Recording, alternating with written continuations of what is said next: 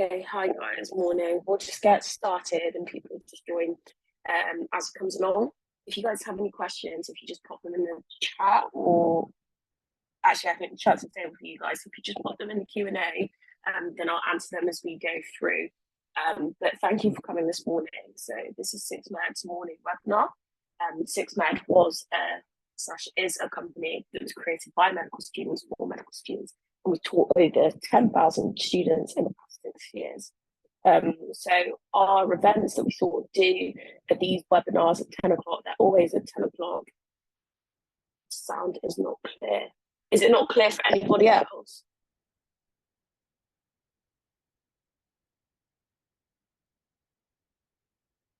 Can people just put in the Q&A if they can hear me or not?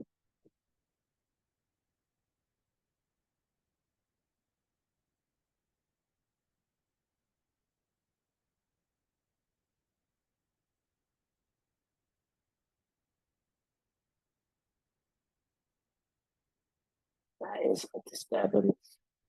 Okay, that might be my fan in the background, so I'll switch that off. What about now? Can people hear me better now?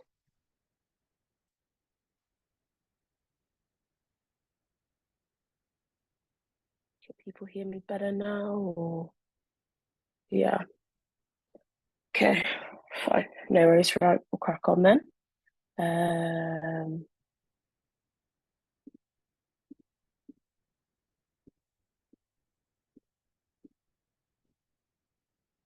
It was better before. I actually haven't done anything but switch the fan off in the background. So anyway, we do UCAT support, we do personal statement support, and we do interview preparation.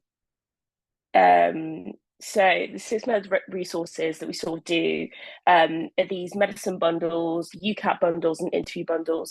So we changed them up a little bit. We now do them in like different sort of levels. So if you guys just take a look at the website or you send an email, we should be able to sort you out with the correct bundle for you that you probably need for your interview tuition or your UCAT tuition. Now, if I'm sure some of you parents can't pay or you can't afford to pay yourself, and that's absolutely fine. So Six Med wants to be accessible to as many students as possible. So we do operate a sort of widening participation thing. There's a form on the website, and you can contact us to sort of find out more information on it. But we can sort of subsidize or even give some of these resources away for free, depending on financial circumstances and other circumstances. So about me, at the time I was doing this, I was a fifth year Newcastle medical student. I'm actually now a doctor, I've graduated. So I'm no longer a medical student, which is great, but I was a medical student when this was written.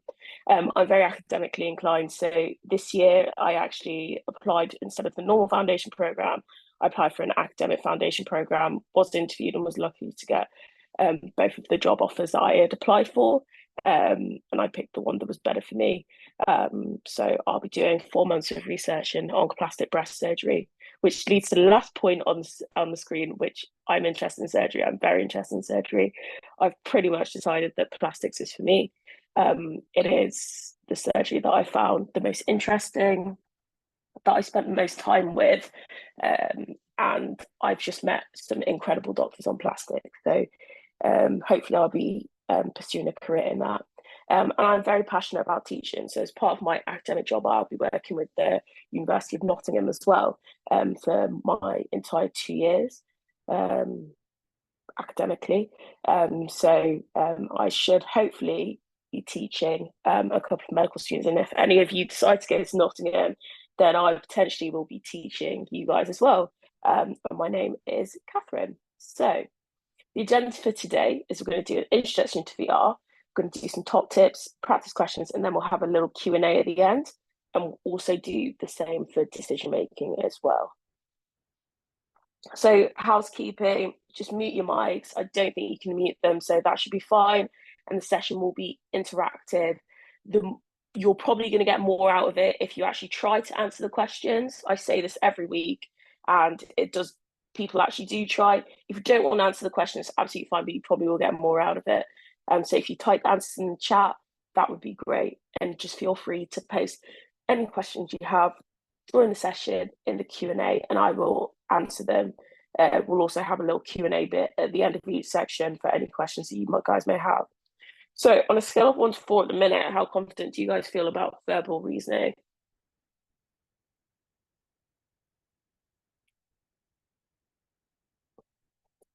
I know I was sat at a 1 for the majority of my UCAT revision. Yeah.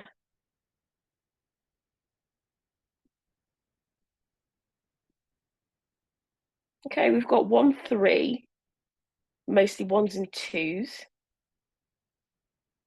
Cool. So hopefully we can get some of this up to a 3 at the end of this section. So the aims for us today are we want to understand the types of VR questions you might get in the UCAT, want to practice VR questions as an interactive group. So what is verbal reasoning? It's where you evaluate written information. You sort of get 11 passages with 4 questions on each passage. You get 44 questions, 21 minutes, and that leads up to 28.6 questions, seconds per question. So the type of questions you normally get are these true, false, can't tell questions and the single best answer questions. Every single year I get asked which one is easier. I think that's very much dependent on you guys as people. Some people will find the single best answer questions easier.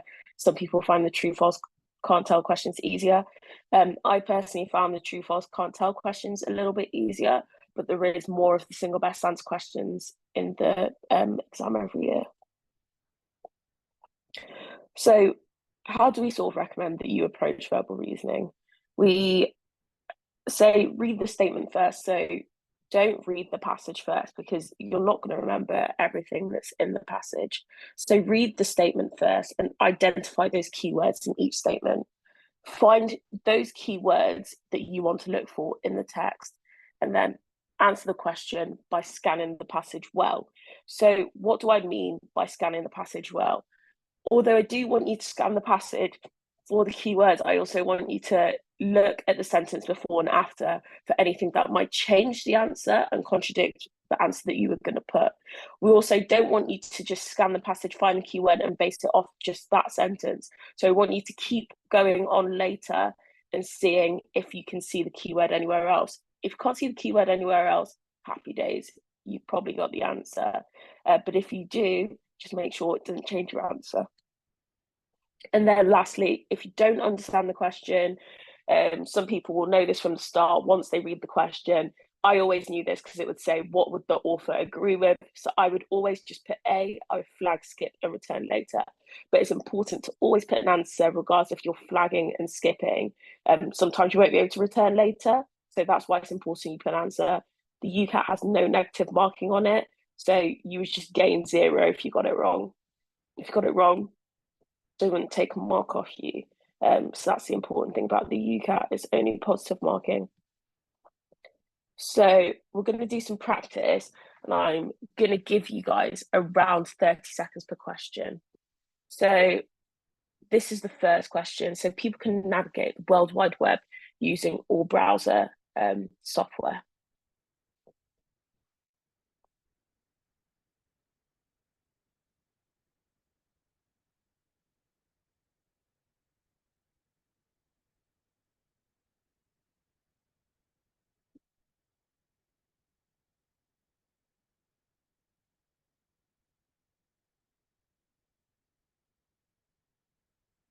So you just pop your answers in the Q&A.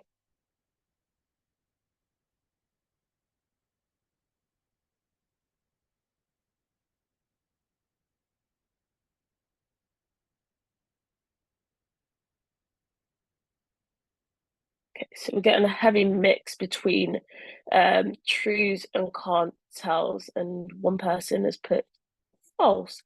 So the answer is actually true. So where the arrow is pointing on the screen on the left-hand side, the World Wide Web, that's the sentence we're looking at. So the World Wide Web browser software, such as blah, blah, blah, lets the users navigate from one web page to another. So That's why it's true on that bit. Does someone answer the question? No. Okay, so let's try this next question.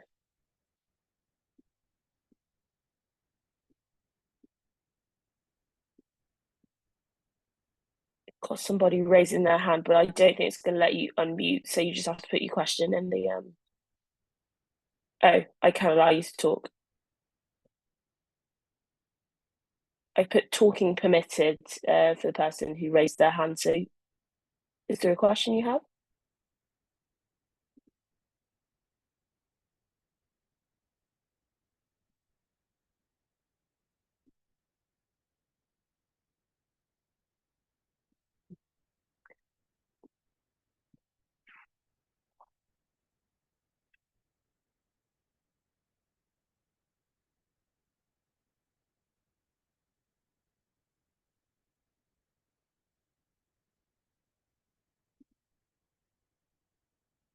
So what do people think of this question?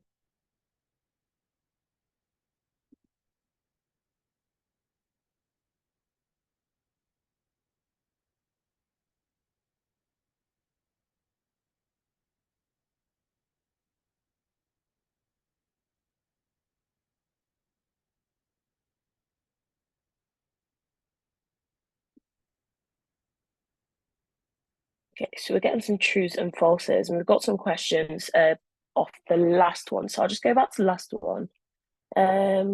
So people can navigate the World Wide Web using all browser software. So you guys are saying that there's a qualifier saying all. So on the actual answer for this question, it says the answer is true. But I do agree with you because it does say such as, so how do you know this is every single one without using your own knowledge? So no, I do actually agree with you, and I think this one is actually can't tell. I just took the answer from the UCAT. This is a question from the UCAT website itself. They say that the answer is actually true, but this is definitely wrong, and it definitely is can't tell. So well done to you guys who put can't tell, looking at it. So let me just make sure this one's the right answer. So some money is required to. Um, we've got a mix of falses and can't tell. So the answer for this is actually false. So publishing a web page, a blog, or building a website involves little initial cost, and many cost-free services are available.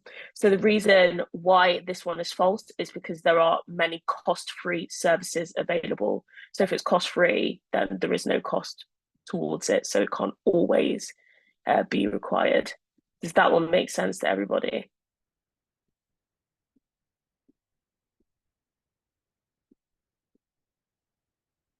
Yes. Okay. Happy days. So this one, the World Wide Web is often accessed via HTTP.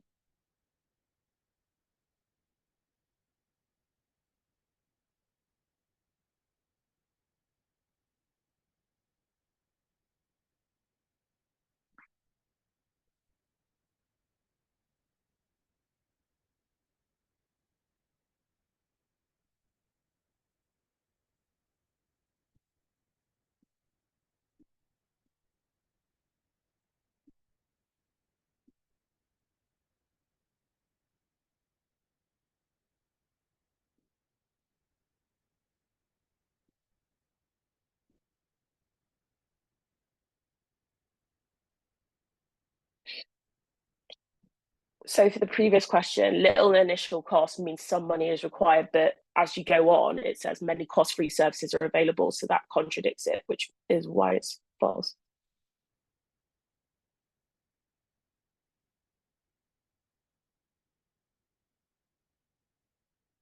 And then the person saying it says it's expensive in the end. The expensive bit is actually talking about maintaining it, not building the website. So that's why that's not the right answer as well.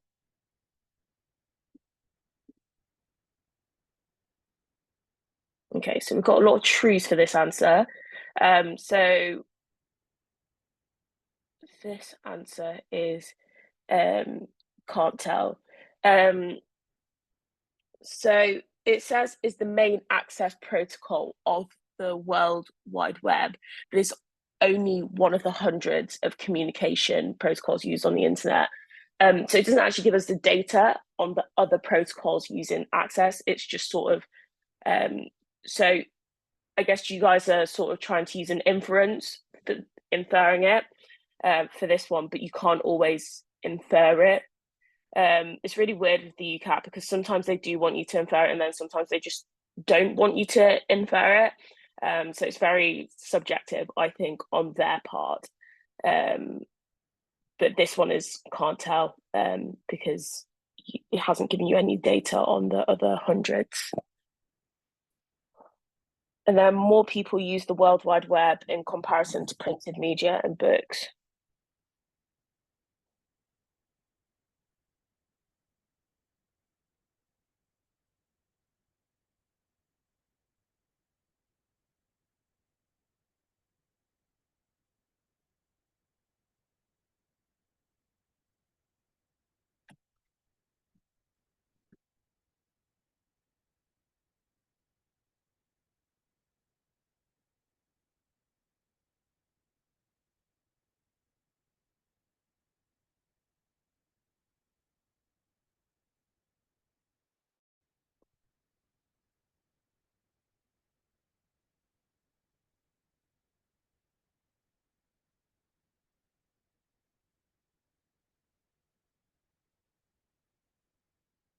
Forgot a lot of C's can't tell. So this one is actually true. So compared to printed media, book encyclopedias and traditional libraries, World Wide Web has enabled the decentralization of information on a large scale. So that's the bit as to what we should be looking at for that being more people. I'd say we did have quite a lot of truths, to be fair. Some can't tells, but a lot of truths. So I think maybe it actually might be more useful for you guys to sort of see how I do it so that I can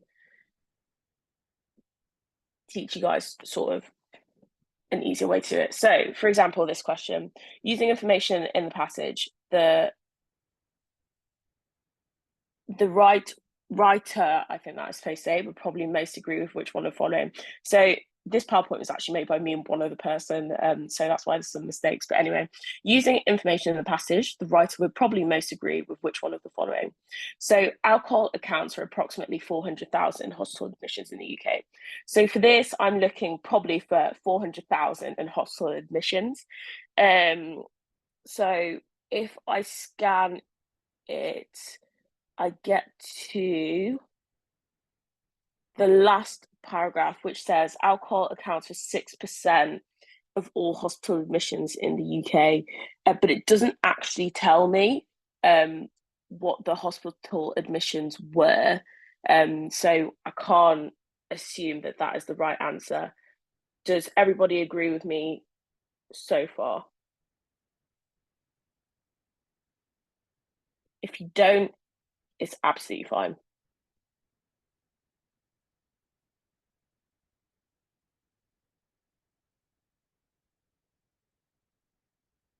Okay, so we're getting yes. Okay, cool. So then both male and female prisoners on average report drinking 200 units a month. So I'm looking for 200 and prisoners. Those are the two key things that I'm looking for. So scanning down again, looking for the word prisoners.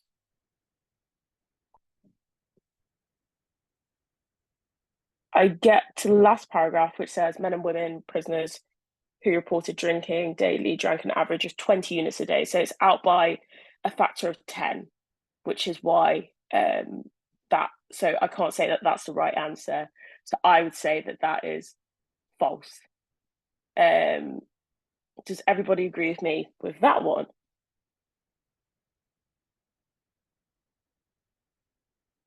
But can't you find out 6% out of 100%? You can, but it's not giving me the 100%. Unless you guys can see the 100% of the admissions, I can't see what the admission was, the full admissions were. So that's why I would say that one's not right.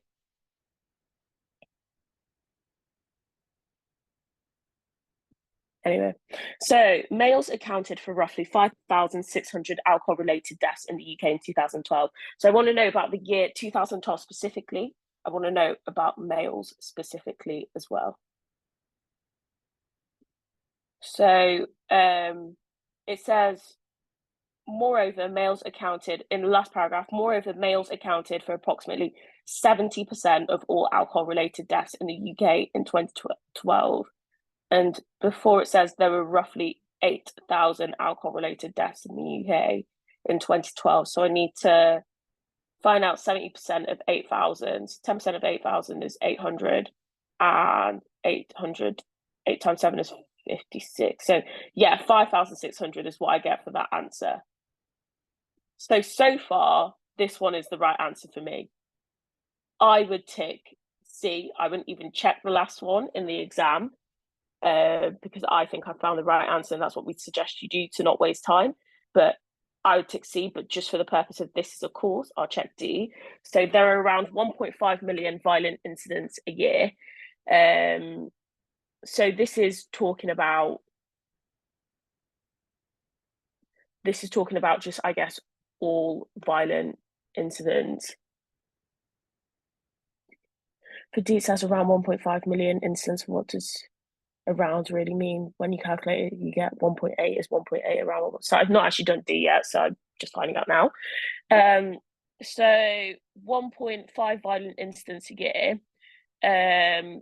So if I go to the last paragraph, it says statistics show the victims of offenders to be under the influence of alcohol in around 900,000 offences, which is roughly half of all reported violent incidents a year. So 900,000 times 2 is 1.8 million. So there are around 1.5 million violent incidents a year. I would say 1.8 million is probably going to be around, they would say around 2 million violent incidents a year. So for this, I would go for C. So I guess let's see if this is the right answer. Yeah, C is the right answer, and it's because of that. Does everybody follow the process in which I used to do that? Do the questions usually go down a passage, or is it random? It's normally random, to be fair. It's not actually.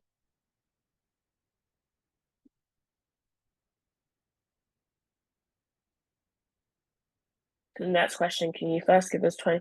Yeah, I was just letting you guys know my process of doing it. To show you. I'm not going to give you guys 28 seconds. I will just give you 30 seconds. Yes, but how about if there weren't stats? How would you approach that? If there weren't stats, then the answer would be wrong because you can't say that there are 5,600 incidents a year. So technically, if there were no stats, every single answer there is wrong. They would never give you a question like that if they needed you to work out stats. Right, so this question now, I'll give you 30 seconds. Okay.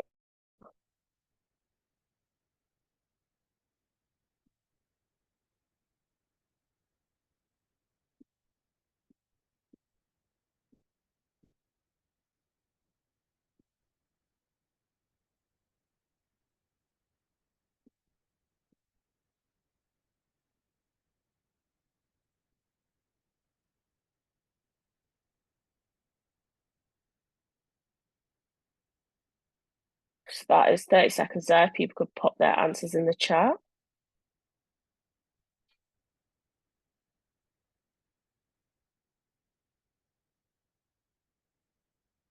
So I got some D's and some B's for this answer. So actually, let's look at it before we pop up the answer. So, which of the following is a common cause of language delay according to the passage? So we've got B's and D's in the chat. So we'll look at B and D. So autism. So we're looking for the words autism. So occasionally delays can be due to a more serious condition such as auditory processing disorders or autism. Hearing impairment is one of the most common causes of language delay. So it's asking for a common cause of language delay in the passage, which I think would make D the correct answer. Yeah. And then carbon dioxide is a significant contributor to the surge in greenhouse gases. So we'll go 30 seconds again.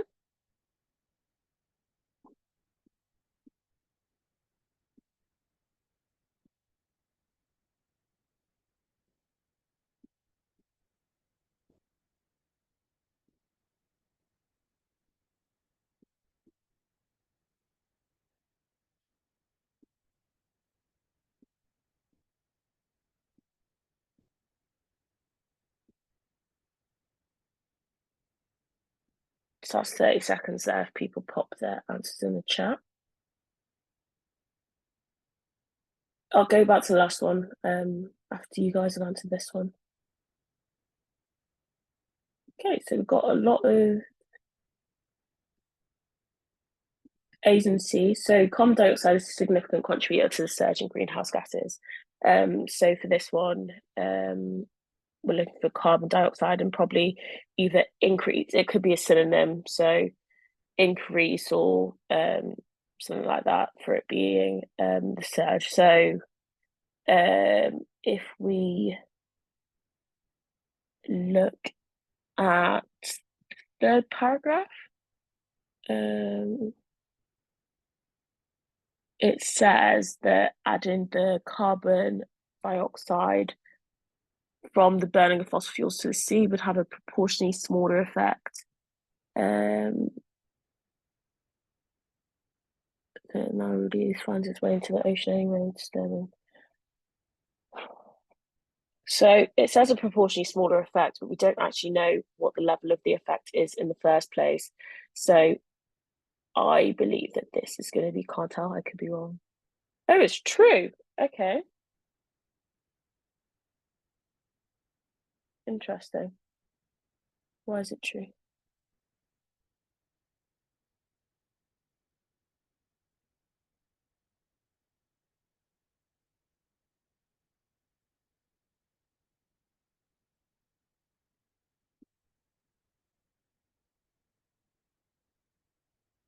I actually can't see because of the Zoom thing. I can't see. Is there any? Can you guys tell me if there's anything in the top two sentences? Because I can't see the top two sentences because of this Zoom, so it's cut out.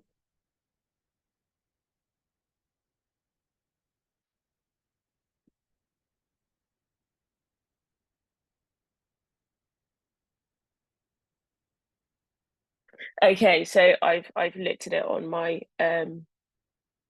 phone. Yes, perfect. Thank you for the person. It says to combat the surge in green. So it does directly talk about a surge.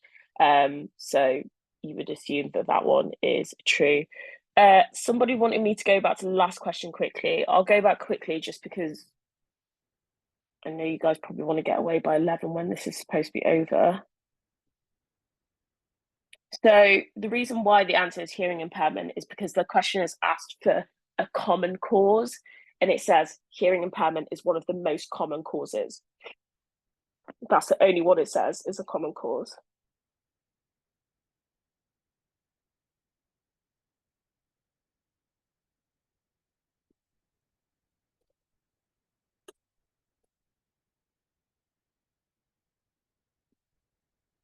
Perfect. Right. So the next question we've got is by the time it takes to grow enough trees, the situation could reach an irreparable stage.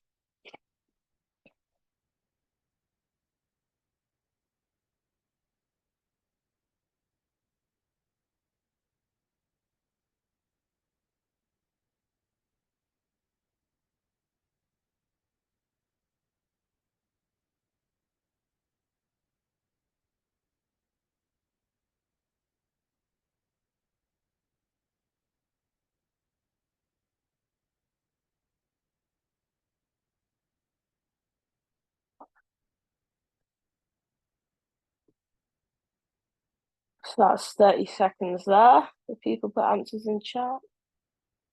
We've got falses. So this one is actually can't tell. So the reason this one is can't tell is because so where we're finding about so we need to look for the word trees, essentially. Oh, a lot of people have put can't tell. But why don't I let one of you guys explain why it's can't tell? Someone pop their hand up or something. You guys can explain why it's can't tell.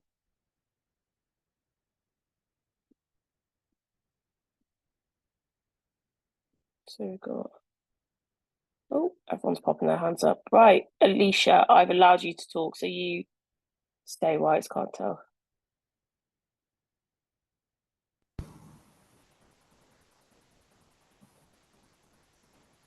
I don't think we can hear you.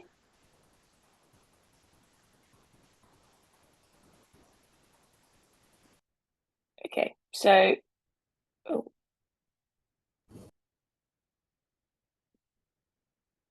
Raoul, why don't you have a go? Because your hand is raised. I've allowed you to talk as well.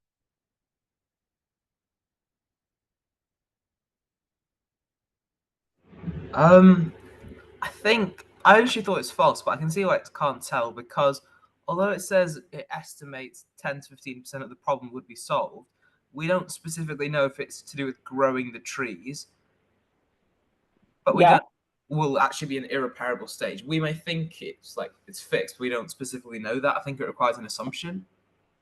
yeah, perfect. Thank you. Cheers. So does everybody understand that? Yep.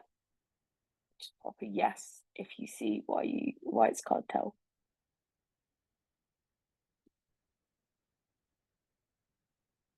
Perfect. Right, so this question now, the ocean is more likely to be able to contain more carbon dioxide than the natural gas deposits underground.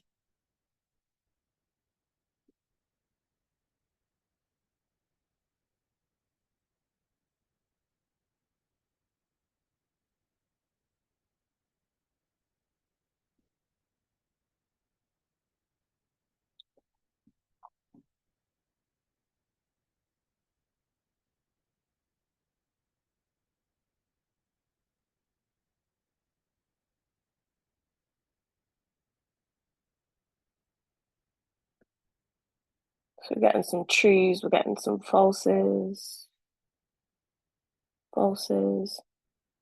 So the answer for this is actually can't tell. So why is it can't tell?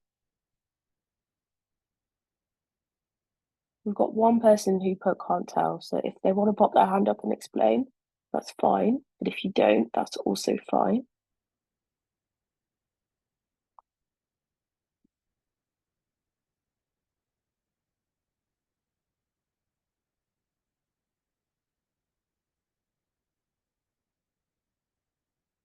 Okay, so when you look at it, it says advocates of this fix point out that much of the carbon dioxide now released finds its way into the oceans anyway, disturbing the chemistry of the surface waters.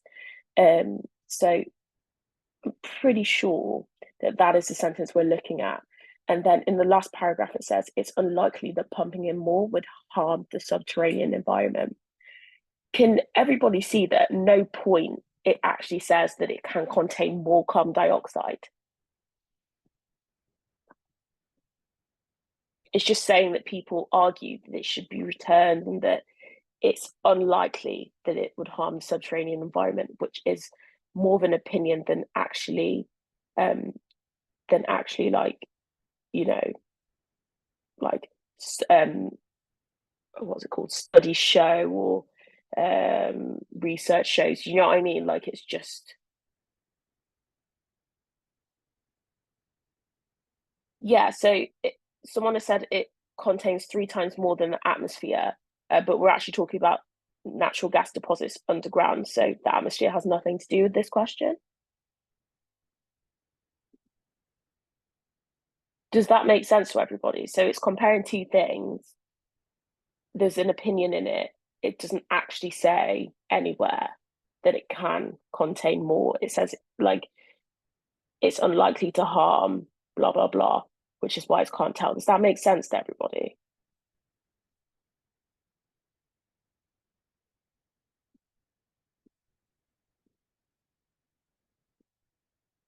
I've not got any yeses. If it doesn't make sense, you can pop in no.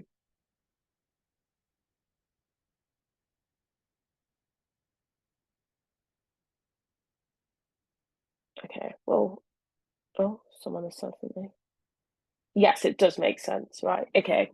So we've got a lot of yeses. Fine, happy days. So carbon dioxide is often used to remove any remaining oil underground.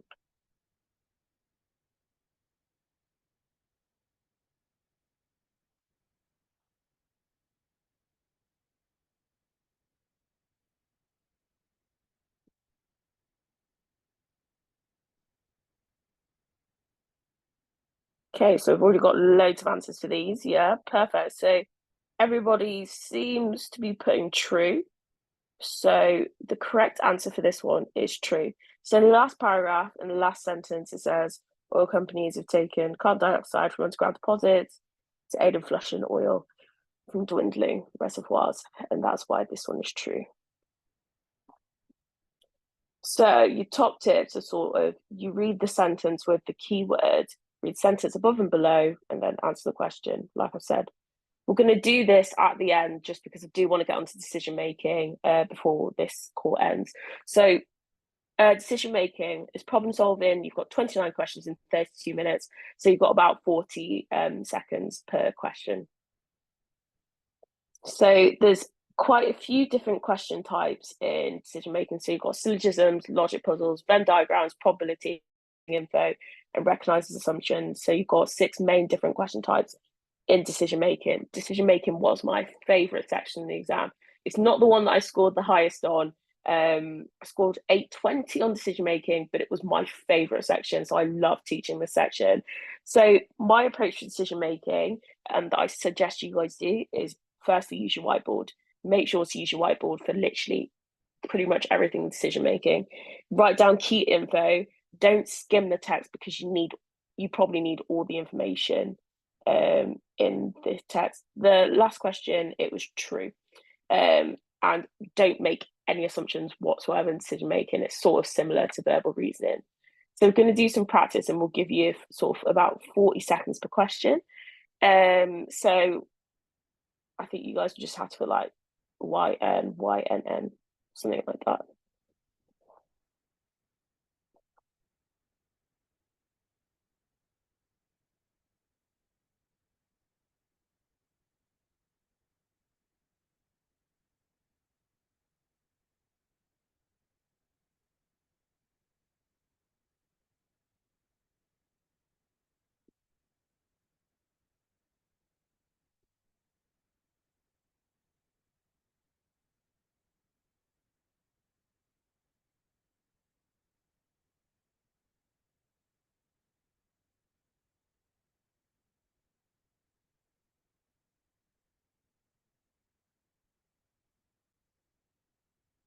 So that is 40 seconds there. So if everybody could pop the answers in.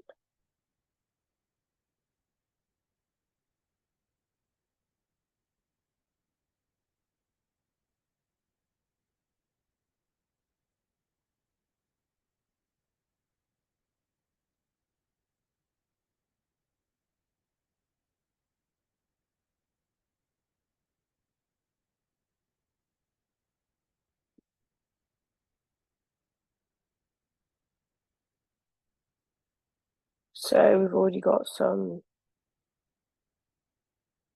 answers. Oh, yeah, there is a. Oh, okay. So there's a bit of a glitch with some of these slides, but the answers are already showing. So I will just tell you guys the process. So all soft drinks are artificially coloured. So the answer for this is yes.